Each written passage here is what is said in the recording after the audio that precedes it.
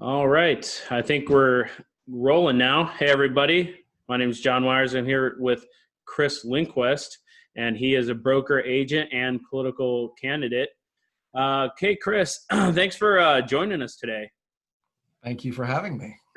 Yeah, we're on episode 16 of the MAREI podcast here, and we introduce entrepreneurs, anyone from business owners, now political candidates, to the real estate community. So go ahead and give people an introduction about yourself and also what you do. Okay.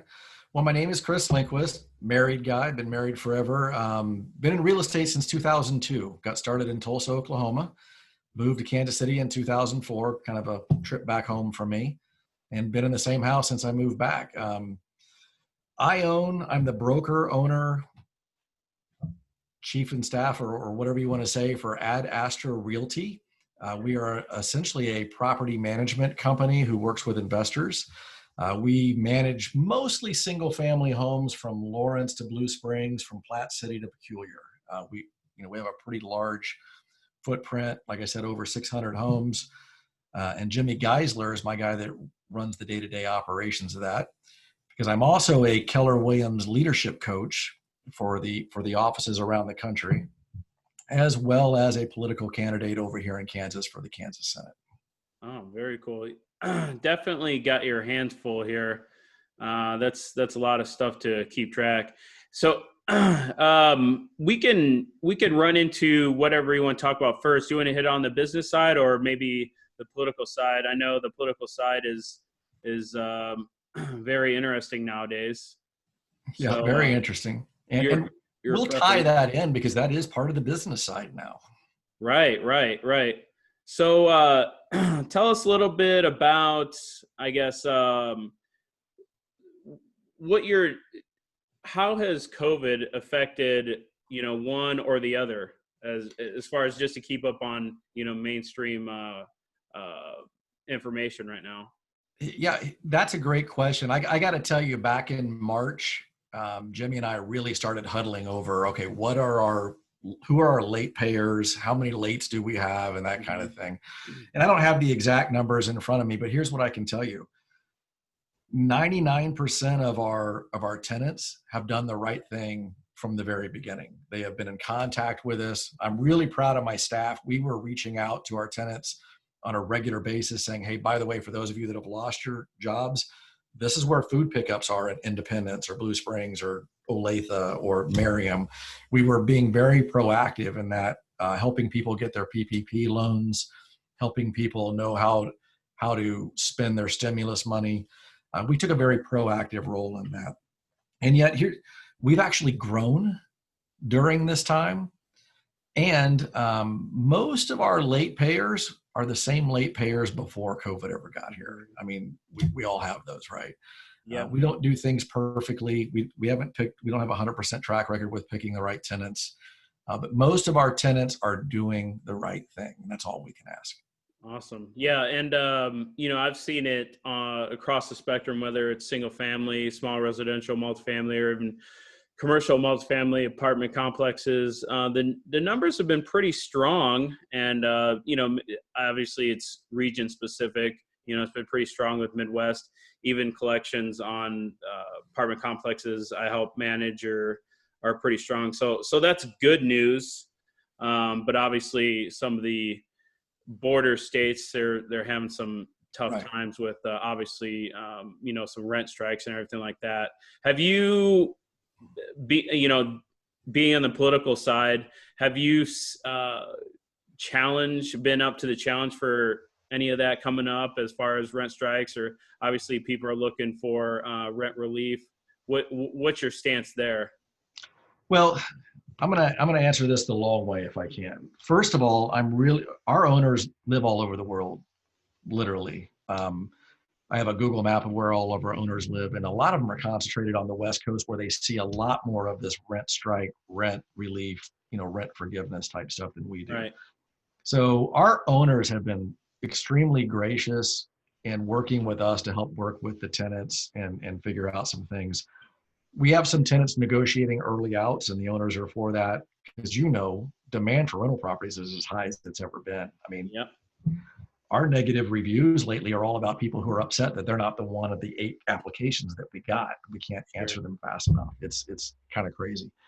But no, in Kansas City, I'm not really getting hit with rent relief, rent strikes, any of those things, even as a political candidate. Now, I'm not going to say that I haven't had 1 or 2 tenants think that, hey, my owner's got enough money, I shouldn't have to pay. Right. But that was also from a tenant that never pays on time anyway. So I'm not, that's something that we can't do much about. But overall, it is a non-issue so far with the voters in my precinct and the people that are supporting me. Yeah, that makes sense. So as far as obviously real estate and your political candidacy there go little, I'm sure hand in hand. Is there, I guess, what's the platform overall as far as what you're running on and your belief? Well, you can time into real estate, obviously, if you want. Well, the reason I threw my hat in the ring, John, was because I had a daughter that I adopted when she was 5 years old and she had cerebral palsy. Mm-hmm. And in her late teens, she developed something called borderline personality disorder, which is a mental health disorder that happens because of something that happened in early childhood trauma. So probably before we ever met her, long before we ever met her. Sure. And she ended up taking her life in 2018. Mm-hmm. It's a horrible diagnosis. And that's what really triggered me to go ahead and run. I've always liked politics. I've always paid attention to it. So I'm a Republican candidate in District 23, which is essentially Olathe, over here on the Kansas side, to run for Kansas State Senate. That is definitely a huge part of my platform, mental health, but so are taxes. The way our taxes are in Kansas can be somewhat crazy. As a real estate agent, property taxes are very important to me. Obviously, they're not just this endless well that we can keep going back to and raising and raising and raising. How businesses are taxed matters. How individuals are taxed, how sales taxes, those are all issues that are definitely on my platform, at least for the Kansas side. But this is what's fun. As a real estate agent, a longstanding real estate agent, find me any really appreciating, really well thought of price point neighborhoods that don't have great schools. If you don't have great schools, you don't have high demand to live in those areas. And if you don't have high demand to live in those areas, you don't have price appreciation. If you don't have price appreciation, you don't have the greatest generator for wealth that most families are ever going to have, and that's the equity in their homes. So what if Kansas City ever figured out that if their school district was 5 times better than it is right now, if they could make it 5 times better, what would happen to the prices in Waldo and Brookside? What would happen to the prices all over the city? Mm-hmm. Interesting. Yeah, it's nice to have someone that definitely has real estate experience, is actually in the thick of things to represent the people out there, because a lot of times you have, obviously politics can be run by incentives, but everybody has their guy in a particular part of political campaign. So it is nice to see that obviously with your experience you can influence, especially in your day-to-day that you run now. That, by the way, is my biggest aha when it comes to politics. I knew money mattered. 6 months into my candidacy, I now know more than I ever wanted to know. Money is a huge corrupter in politics, a huge corrupter. Right. And there's obviously people who are incentivized and have good intentions, but at the same time it affects people differently, for sure. And that's one of the greatest gifts of real estate investing, John, is our tagline at Asher Realty is that we help people create retirements worth having. And that's essentially once you have your income secure, you're not beholden to other people. And that's why I have a formula that I teach people as far as how many houses they should own, and those kinds of things. As a real estate investor, as a broker owner whose income is fairly secure, what's great is I don't have to get bought out. I can actually be elected, go to Topeka, and say exactly what's on my mind without having to worry about what this person over here is financing me or this person over there is financing me. It's going to be fun. Very interesting. The so as far as the business side, have you seen too much of effect as far as the COVID, as far as supply and everything like that? Obviously, we talked about earlier that the prices are still pretty strong. Has it been tough to work with clients on obtaining new investment property or properties in general? We haven't noticed any real hangups yet. Okay. We do business a little bit differently. I don't generally want to sell homes to somebody who can't exceedingly afford it. If that makes any sense. That's not to say we won't work with first-time home buyers, first-time investors, I mean. Yet I'm the guy that always says, I'm not going to sell you a home till I know you have 6 months reserves. I'm the guy that says, I'm going to teach you how to have a separate checkbook. I'm going to teach you how to set it up as a whole separate thing along the process. It's just part of what we do. And it's one of the reasons why we're still fairly selective on who we take on as clients. We want people who understand that bad things can happen. They usually don't, but we don't need to be freaking out because this is your money to pay your own house payment, sort of a thing. Huh. Okay. So it's kind of a all-in-one. You're not only helping them obtain a healthy style of living, you're also kind of walking them through. So you might have, a strong future relationships and transactions, and that's going to be good for everybody. My ideal client is the guy or gal who has a solid 6-figure income, who already knows that they don't want to quit being an engineer. They don't want to quit being an accountant. This is what they're doing to build their retirement worth having.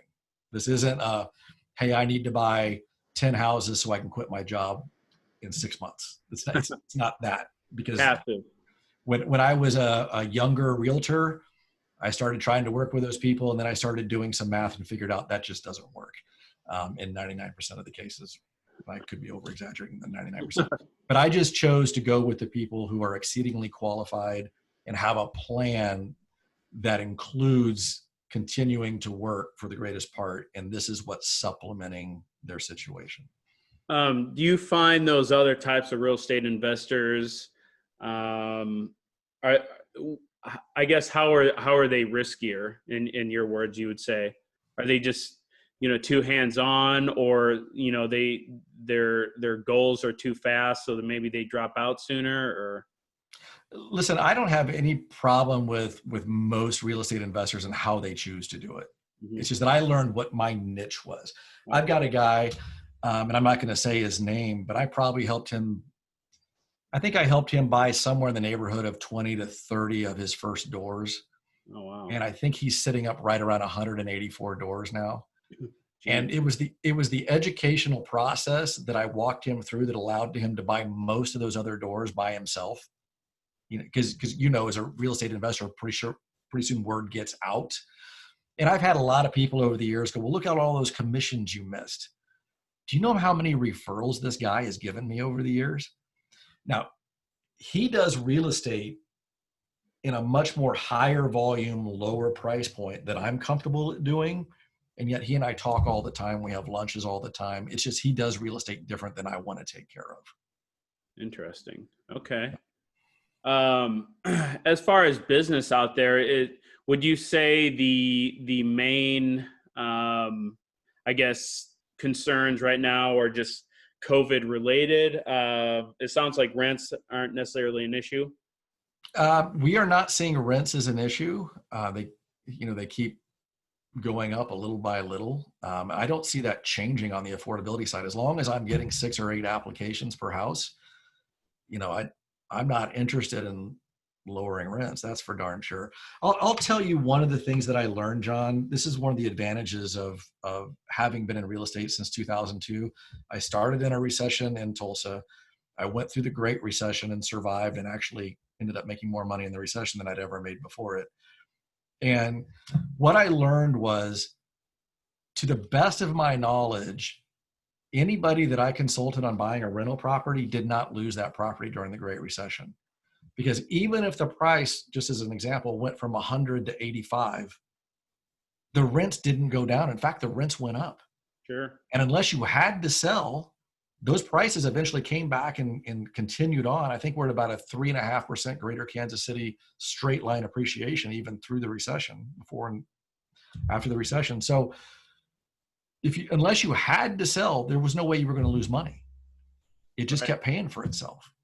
Yeah. And now you're, 14, 15 years later, one of the greatest achievements I had is during the Great Recession, I helped a fund out of Los Angeles buy 57 houses. Wow. We bought, rehabbed, rented. We spent just under $5 million. And today that portfolio is worth about 14 million. So they kind of like my services, right? But they were willing to buy in a time when other people wouldn't answer my call. So there's opportunity in every market. And that's one of the things I'd like to remind each and every investor out there is figure out what it is you want to do and then go do it, and realize that in every market there's opportunity. And if you're a buy and hold person, I understand you may have overpaid by $3,000, but if you're going to hold it for 10 years, is that $3,000 really going to matter? Wouldn't you have rather paid the $3,000 so that you could have the rest of the growth? Mm-hmm. I'll sit down with anybody with a piece of paper, a pencil, and a calculator and show them why that's still a good deal. I'm not advocating overpaying. I'm just simply saying in the right situation. Right. And today it's kind of hard to not overpay a little bit, or work a little bit off pro forma, because it sounds like people aren't really selling by actuals now, which makes stuff a little bit tougher, and you got to take a little bit more risk with this kind of the market it is, because they assume you're buying the growth or the future growth. I have 3 or 4 investors in Vancouver. Their parking places cost as much as some of the houses they own. Right. Wow. So, I mean, it's like candy out here. Okay. So I overpaid. Who cares? Right. Yeah. And it is definitely relative. Obviously out of state people have a little bit more tolerances. That's definitely good advice, for long-term people and the people you're working with. Do you see, I know it's tough to obviously predict the future. We were talking about earlier, obviously the supply is going to be tight. It's going to keep prices strong. Do you see it generally going through that trend for the unseen future? Or listen, until they can figure out a way to build housing that builders can make money on, they're not going to be building any more $200,000 houses. Right. They're not building any more $250,000 houses. So if I was a rehabber, like Nathan Brooks, I don't know if you've ever talked to him and whatnot. I mean, I love his business model. I've known him for quite a while. What I would just say is figure out how you can make money. Listen, where there is money and where there is demand, whoever gets in the middle of that makes a lot of money too. Right. Especially if you're providing a great service. So if you're finding houses and neighborhoods that you can rehab and feel good about it, this is something that's I'm passionate about this. In 2006 and 7 and in the early part of 8, I had people from the West Coast wanting to buy houses in neighborhoods. They wanted to buy these houses for $800 because they had $850 guaranteed rent, through the housing authorities in there. And I would tell them that house isn't worth 50. It's not worth 50. I'm not selling it in there. I'm not helping you rape my community. All right. And then in all through the end of 2008, 9, and 10, I had people calling me, the same people saying, can you help me sell this? Can you help me sell this? Well, what do you owe on it? I owe $78,000 on it, or I owe $70,000 on it. It's not worth 30 now. And they would ask me their advice. My advice is declare bankruptcy. So find something that you can do that you feel good, that you're adding value to a neighborhood. You're providing clean, safe, affordable housing. Do that well, and you'll make all the money you want to make. Very interesting. No, yeah, that's definitely good advice. And a lot of people right now, there's just so much coming from, different websites and platforms. I know. People lose sight for sure. Well, I'm never really quite sure where real estate became a get rich quick thing. And I'm the whole point of real estate, the whole power of real estate is time compounded, your money compounded. And we're such a microwave society that we got to have everything now. And listen, I'm not saying that you can't figure out a way to do it, but does it serve people's needs? And does it protect your capital over the years? Now, maybe I've been called too conservative. That guy that owns 180 something houses, we got into a shouting match with each other because he was a young man and I thought he was over leveraged and I refused to sell him any more properties. Well, he went ahead and bought him with somebody else anyway. And now as an older man with wife and a kids, he tells me I was half crazy. And I'm like, yes, you were. It worked out. And I'm glad it worked out for you. But there's too many ways to make money in real estate that are right and that are not taking a lot of chances or taking advantage of people. And you do bring a good point too. I mean, at the same time, we have a rising tide thing. Everyone is winning. Just like if you invest in the stock market last couple months, you're a genius. What happens, right, when we go through the cycle or we have some unknown come out? Well, think about how many rent forbearances are out there right now. Yeah. Think about unemployment right now. Do you know that Florida had a six-time jump in what's it called, pre-foreclosures? Oh, wow. I'm not really in the pre-foreclosure market, but if you don't think short sales are a definite possibility in the future, you may not be paying attention. I'm not saying it will happen, but generally we start seeing bellwether states like California, Ohio, Florida, New York, and Pennsylvania. When you start seeing things there, you better pay attention in Kansas and Missouri. Yeah, because we're kind of on the scale towards the back. We get it sooner or later, even though we're stable. It just takes some time to ripple through. Yep. That's all real good information, and coming from a person with a lot of experience, I think definitely people should take warning and calculate the numbers. Don't get too risky, even though you might want to get into real estate real bad. Let's there are times to take risk. I'm not arguing against risk. I'm just saying be smart about it. Yeah, it's so hard when there's money on the table. I get it. Let's wrap it up with coming back around on the political message again. I don't know if you want to go ahead and reiterate your stance, maybe even chat about again some of your few key topics that you want people to know you stand for. Well, listen, if you live in Kansas in the 66062 zip code, or a lot of the 66061 as well, my name is Chris Lindquist, and I'm a Kansas senatorial candidate for District 23. And my main platform is mental health, proper taxes, and also bringing our state back, because we're going to be about $682 million short on revenue. And that's an incredible amount of money because of this COVID thing. We're going to have to figure that out. And I believe that I have the business sense to help out with those numbers. I also just want to say, this is a real estate audience. Mm-hmm. Who do you want in office? You want somebody that understands how real estate and money and politics ties together. I am very much a fiscal conservative. I'm also very much a man who owns a business who understands that if I can spend $1 and get $3 back, I'm going to do it every single time, because that's all real estate investing is putting your money where you expect to have duplication. And so the first rule is not to lose the dollar that's invested. And the second rule is to get at least 3 times back. And so that's who I am. And that's why I'm running for office. Awesome. No, that all makes sense. I mean, those are definitely hot topics right now. The very fact that, personally, I think it's a big deal that, you have a business, you understand what it takes. You can't just fall to the whim of people, even though, they're run on emotion. It's about numbers and understanding logic, being pragmatic to solve the problems. It's just not catering to a group of people because they want something. So I think a business side is huge for sure. And I think a lot of people lack that. They just go in on beliefs without, the actual practice or the proof or the numbers. So yeah, I'm a big believer in numbers. They will not lie to you. You may not like the answer, but they will not lie to you.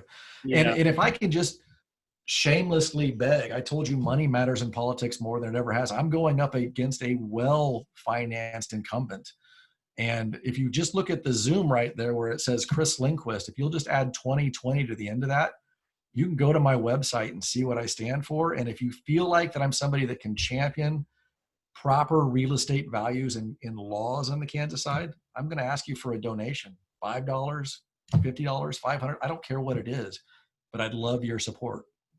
Awesome.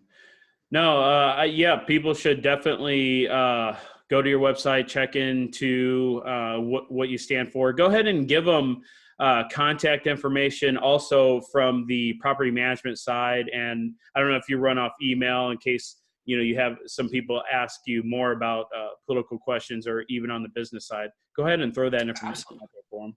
Okay, so my business is adastrarealty.com, ADASTRAREALTY.com. So you can find us online there. Jimmy Geisler is the director, and I'll be honest with you, he knows more than I do. I mean, he's in there day to day. He's talking to the tenants. He's walking the homes. He's informed with all the owners. We have a great staff there. I think I bragged on them a little bit earlier. So check them out. You can reach Jimmy or myself. Jimmy is JIMMY. I'm CHRIS at adastrakc.com. Okay. And my personal cell phone number is 913-568-1579. If you ever have any problems with our business, call me. The buck stops here. And as far as my political career, you can reach me through that website, chrislindquist2020.com. Okay, cool. No, thanks for the information. I appreciate your time. Obviously, you got a lot of stuff on your plate, and the political road is not easy nowadays. That's for sure. Everyone's so polarized.